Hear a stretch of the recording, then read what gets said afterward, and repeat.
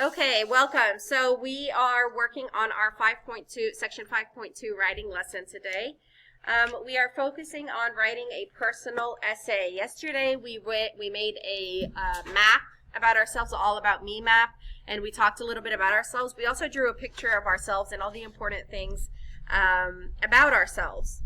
Today, we are going to talk about the elements of an informational text. The reason this is important is because we are going to be writing an informational text about yourself. You're informing us about yourselves.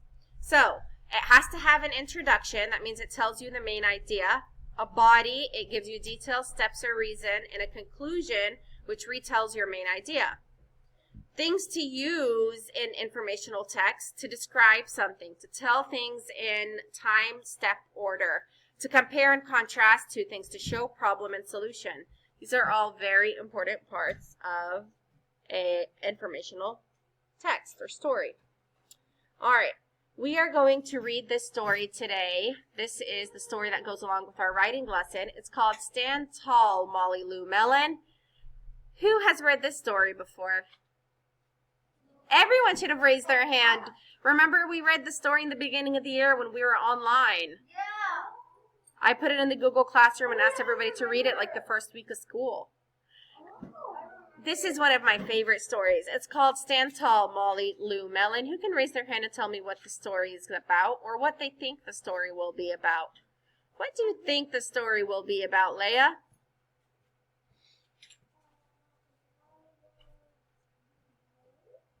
That the girl's going to be bullied, okay. And what does it mean when somebody tells you to stand tall? Bernaya, what does that mean when your mom or somebody or your teacher, somebody says, stand tall, Bernaya? What does that mean? Good, to be brave, to not take anything from anybody, to be brave. Very good. All right.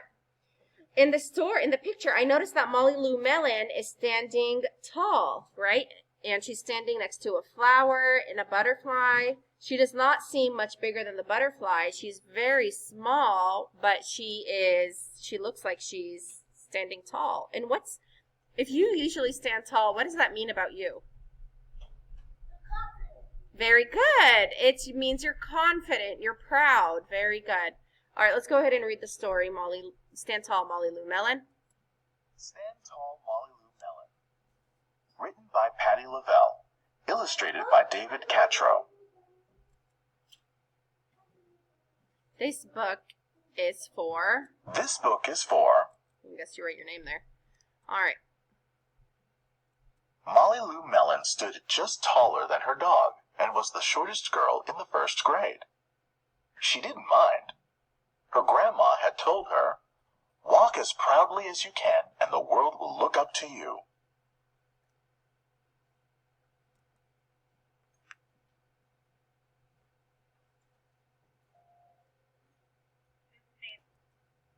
So she did.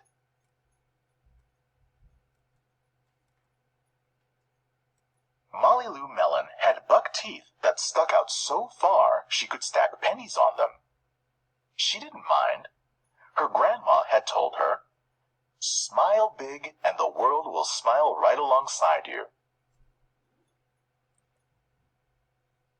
So she did.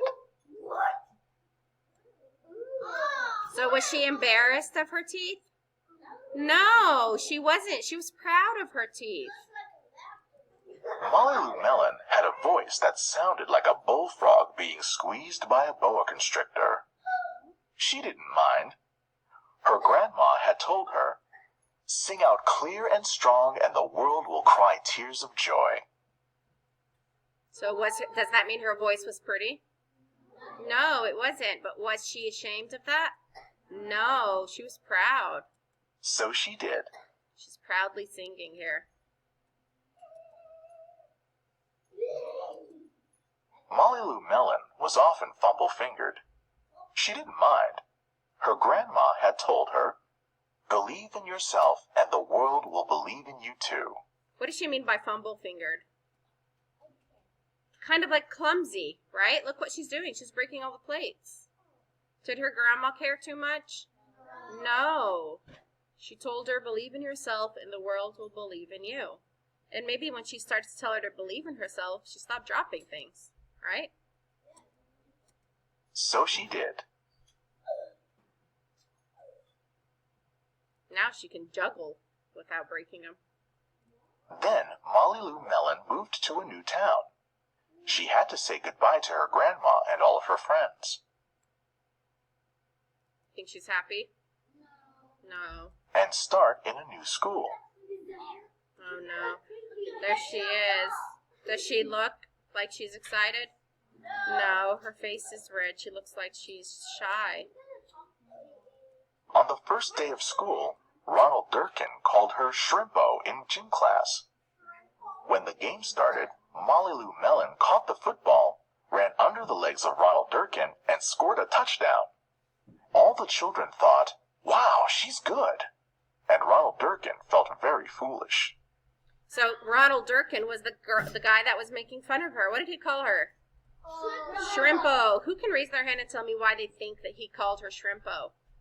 What do we know about Molly Lou Melon, Rena? She's short, and shrimps are small and short, so he was calling her small. But even with that, did she care? No, she believed in herself, and she beat him, and he felt very foolish. On the second day of school, Ronald Durkin called her Bucky Tooth Beaver. Molly Lou Melon took out her pennies, stacked 10 high on her teeth, and smiled as big as day. All the children smiled with glee, and Ronald Durkin felt very foolish. He did feel foolish because he was making fun of her, but look what she can do with that talent. She can stack all those pennies. So did she make his mean words make her feel bad?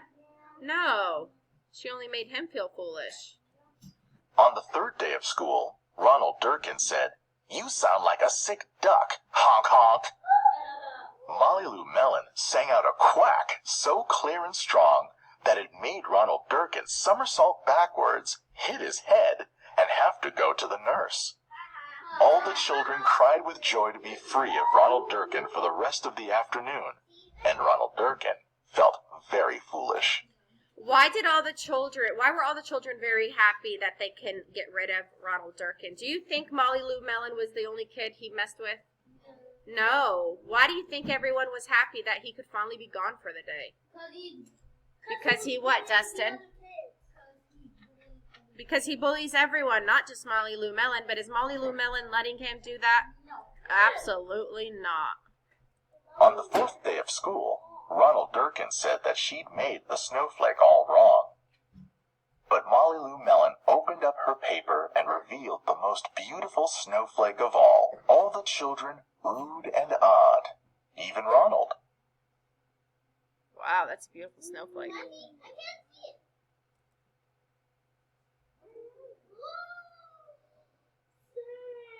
Look how beautiful that is. It's huge. On the fifth day of school, Ronald Durkin brought Molly Lou Melon a stacking penny for her tooth and smiled at her. Is he starting to be nice? Yes. And he gave her a penny, another penny, so she could stack on her teeth. That night, Molly Lou Melon took out a pencil and paper and wrote a letter to her grandma. Dear Grandma, I wanted to tell you that everything you told me was exactly right. Love, Molly Lou Melon. What does she mean exactly right? Rena?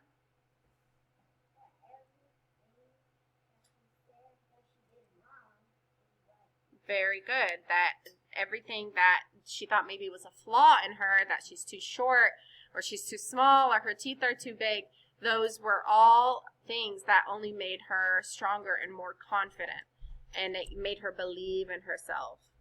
Okay, so what we're going to do right now is on this piece of paper on this paper that you should have in your writing packet, it says understanding idioms. Draw and write about a time when you had to stand tall. How did it make you feel?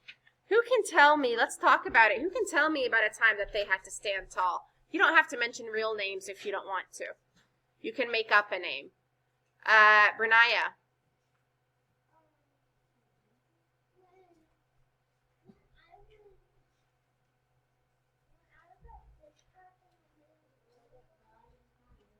When you went to the park and you didn't know anyone?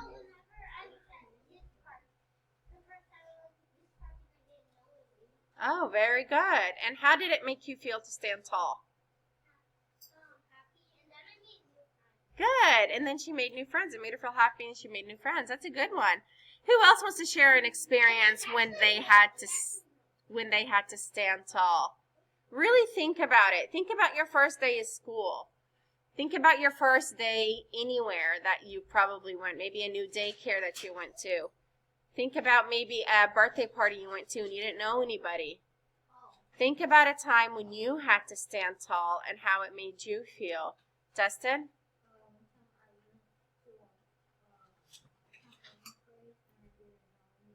Okay, and what did you do to stand tall?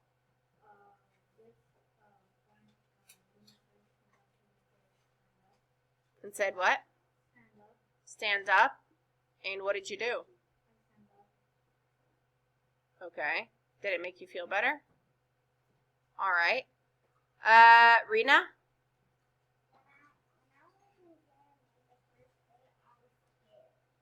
The first day at JMA you were scared.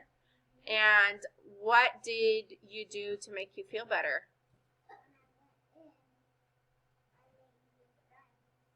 You started to talk to people and you made new friends. Okay. Amaria?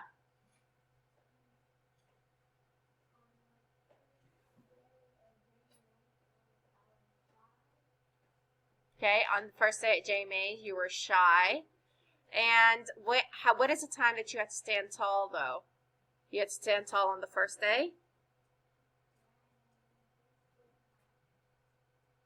Okay, and how did you not feel shy anymore?